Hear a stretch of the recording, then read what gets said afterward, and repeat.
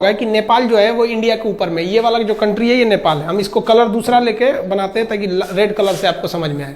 ये जो है ये नेपाल है। नेपाल एक लैंडलॉक कंट्री है। लैंडलॉक उसे कहते हैं जो चारों ओर से भूमि से घिरा हो, और ये एक बफर देश है। बफर देश उसे कहते हैं जो दो बड़े देशों के बीच का एक छोटा देश होता है, बफर देश। तो जब नेपाल में नेपाल पहले बहुत ही शक्तिशाली हो गया था। मुगलों के पतन के बाद नेपाल के गोरखा शासक बहुत ही योद्धा थे, वो लोग बहुत ही वीर हो गए थे। उन लोगों ने ये नेपाल की ये जो सीमा है इससे आगे निकल गए।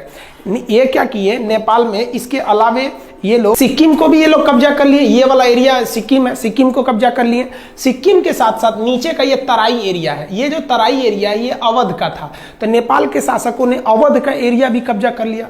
फिर ये आगे बढ़ के ये कुमायूं, उत्तराखंड का इधर का एरिया है कुमायूं, कुमायूं को कब्जा कर लिया।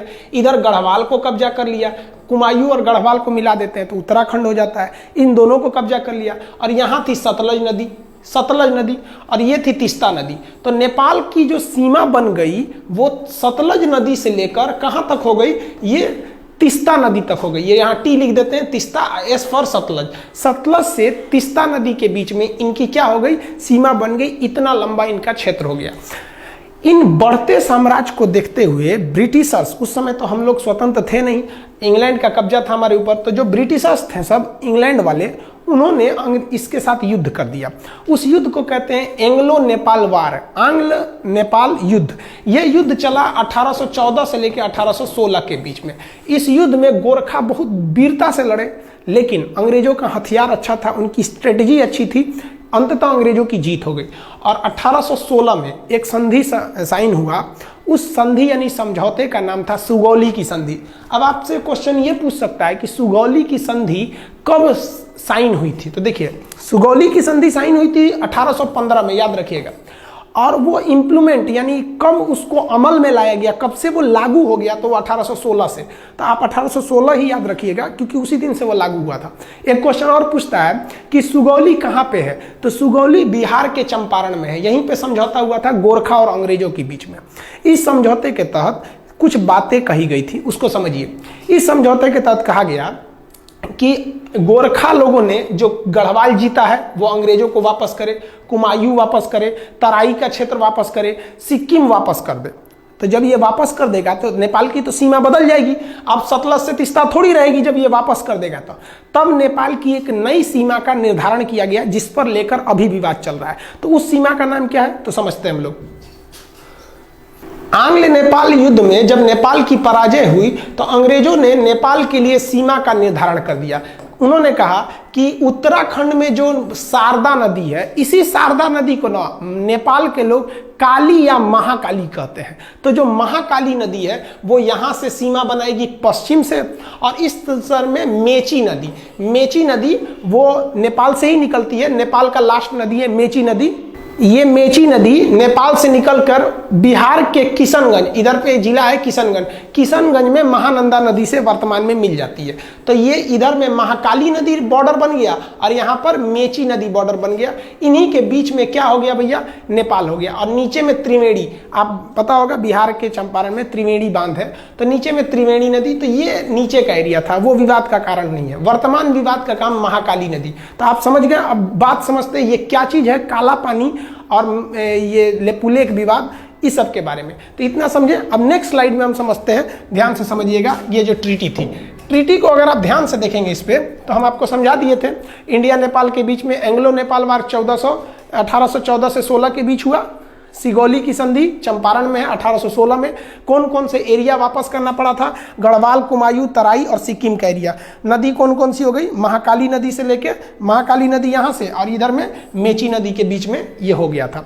आप भले इसका स्क्रीनशॉट ले सकते हैं। पहले जो नेपाल था, पहले का नेपाल की सीमा यहाँ पे क्या थी, सतलज नदी, और इधर में तीस्ता नदी। लेकिन बाद में क्या कर दिया गया, नेपाल की सीमा को, नेपाल के सीमा को यहाँ पे ये हो गया आपका नेपाल में इधर बना दिया गया मेची नदी को, कि भैया पूरब में आपका मेची नदी और इस साइड में महाकाली नदी। तो ये सुगौली की संधि के बाद का है। नेपाल कहता है कि भैया हम इसी को मानेंगे। तो विवाद कहाँ से है, इसको मानेंगे। तो समझिए इसके बारे में। हालांकि इसका स्क्रीनशॉट लेना चाहते हैं तो ले सकते हैं, नहीं तो आप एक नोट्स बनाते चलिएगा। विवाद का कारण क्या है, तो उत्तराखंड से हम लोग को मानसरोवर यात्रा की शुरुआत करानी थी हम लोग को। तो मानसरोवर यात्रा कैसे होगा, तो ध्यान से देखिए।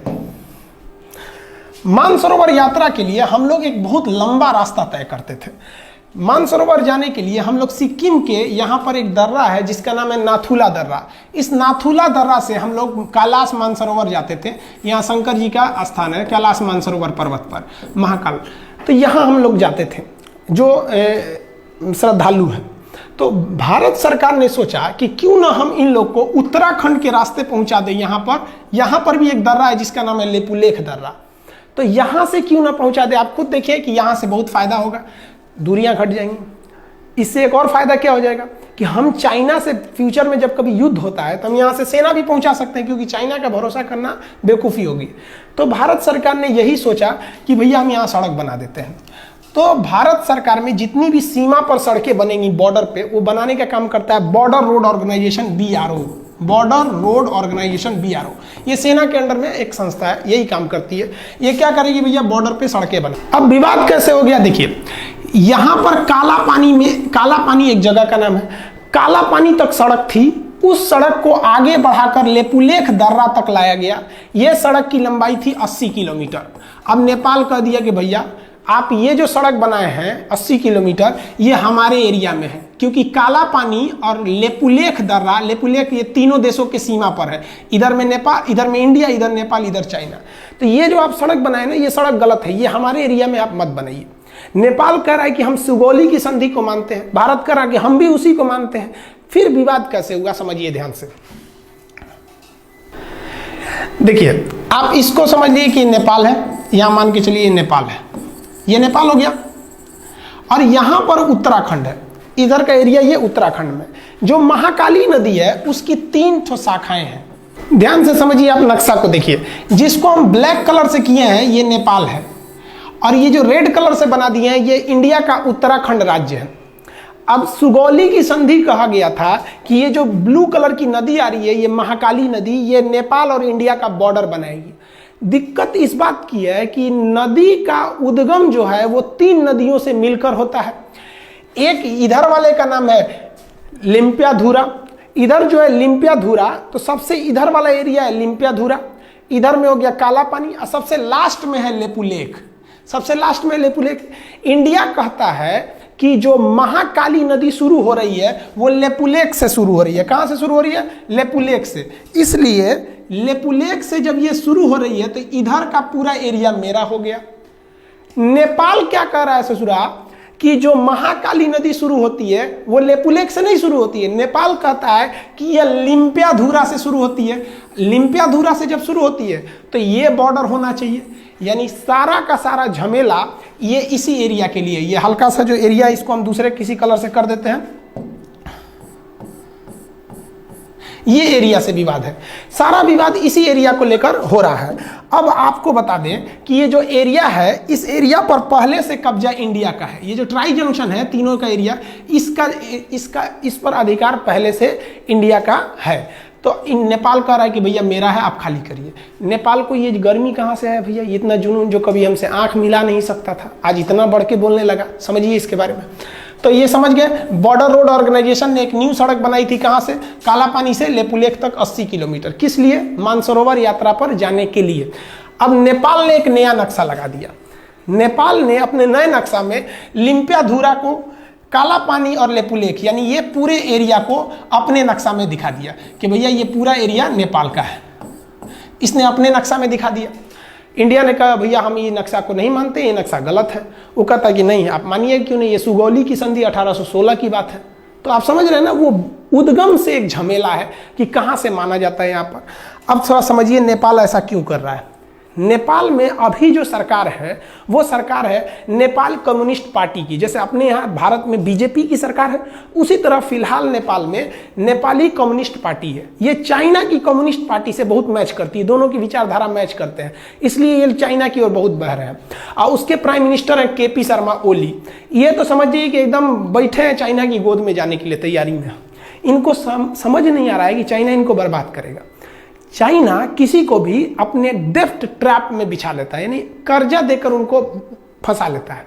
इतना ना कर्जा दे देता है औकात से ज़्यादा कि ये कर्जा चुका नहीं पाते हैं। उसके बाद कहता है कि मेरा कर्जा लाइए, तो ये कुछ कर नहीं पाते, कहते नहीं है। तो चाइना कहता है तब मेरी बात मानिए। यही चाइना करना चाहता है किनके साथ? नेपाल के साथ। इनको शर्म नहीं आ रही, समझ में भी नहीं आ रहा है और शर्म भी नहीं आ रही है। कैसे? नेपाल चाइना के कहने पर ये सारा विवाद खड़ा किया है। और हद तब हो गया जब कल नेपाल के prime minister KP Sharma Oli ने क्या कहा, India spread corona virus in Nepal, यानी भारत के लोग नेपाल में कोरोना वायरस फैला रहे हैं। सोचिए, भारत के लोग फैला रहे हैं, हद हो गया भाई। हिंदुस्तान ने नेपाल को 2 लाख टैबलेट दिया था हाइड्रोक्सीक्लोरोक्विन का, 2 लाख टैबलेट दिया था नेपाल को पैरासीटामोल का, और वो भी उससे पैसे नहीं लिया था, गिफ्ट में दे दिया था कि भैया आप हमारे पड़ोसी हैं। और अमेरिका को हम लोगों ने पैसे में बेचा था। उस गिफ्ट का नतीजा ये है कि हम लोग कोरोना वायरस फैला रहे हैं। और क्या बोला केपी शर्मा ओली ने कि Indian corona is more lethal. Lethal मतलब होता है खतरनाक। मतलब इंडिया का जो कोरोना वायरस है वो अमेरिका, इटली और चाइना के वुहान वाले कोरोना से ज़्यादा खतरनाक है। हद है भैया आपका। ये है केपी शर्मा ओली, इनको समझ में नहीं आ रहा है। तो आप ये समझे ना कि लिम्पियाधुरा का मेन विवाद क्या है। लिम्पियाधुरा उत्तराखंड के पिथौरागढ़ जिला में आता है, यह समझ में आ गया आपको। अब आगे समझाते हैं और क्या चीज़ है। इसका स्क्रीनशॉट लेना चाहे तो ले सकते हैं।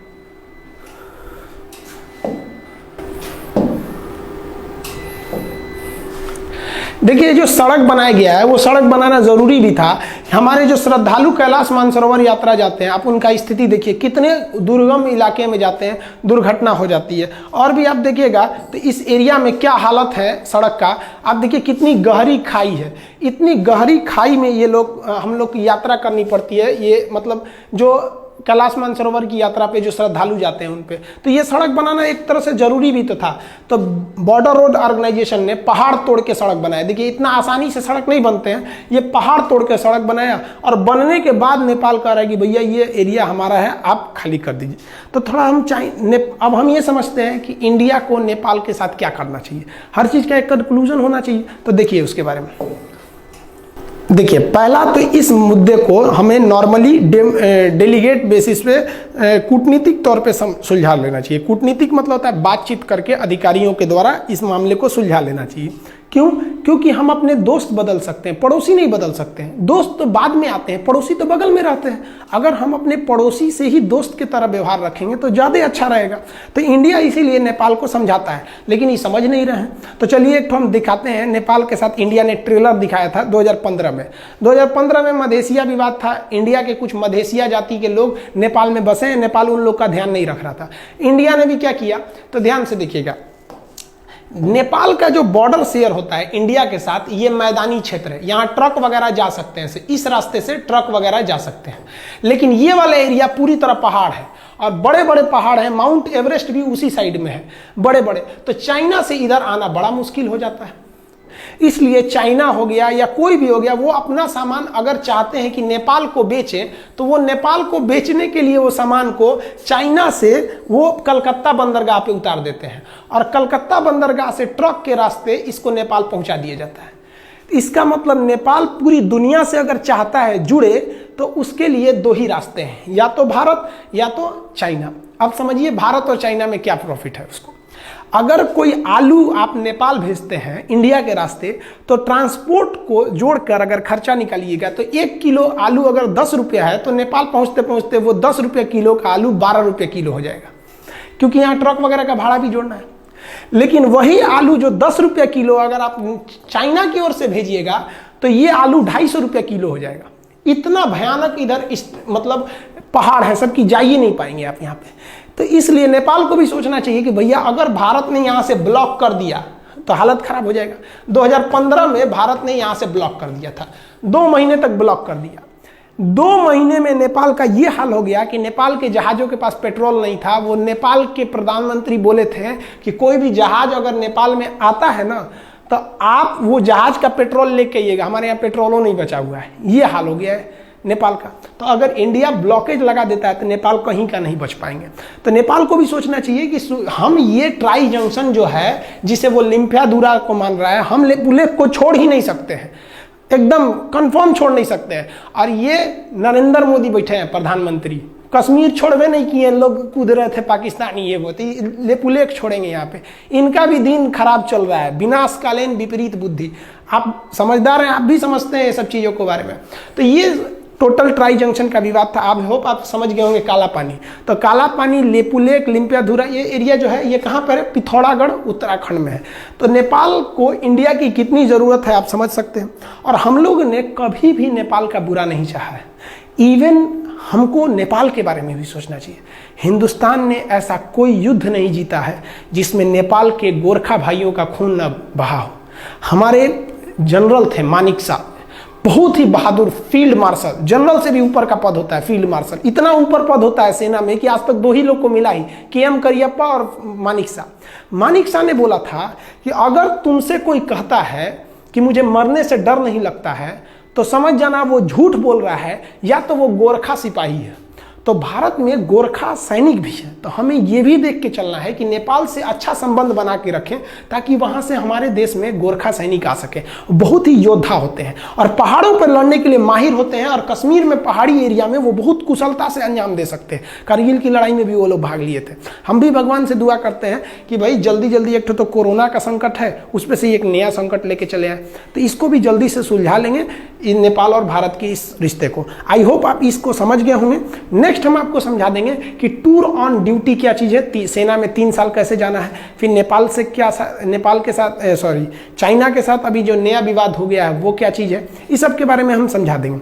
वीडियो 5-6 दिन से नहीं डाल पाए एक्चुअली, बहुत लॉकडाउन के पीरियड में सबको बहुत सारे काम हैं। बहुत से ऐसे गांव हैं जहां पे गवर्नमेंट नहीं पहुंच पा रही है, उन लोग को भी खाना पानी देना रहता है। तो आपको भी अगर कहीं ऐसा लगता है कि कोई ज़रूरतमंद है तो आप भी वहां जाइए, हर काम छोड़ के वहां जाइए, क्योंकि बार बार अपने देश को सेवा करने का मौका आपको नहीं मिलेगा। यही वक्त है कि आप अपने कामों के बीच में से कुछ समय निकाल के उनको भी समय दीजिए।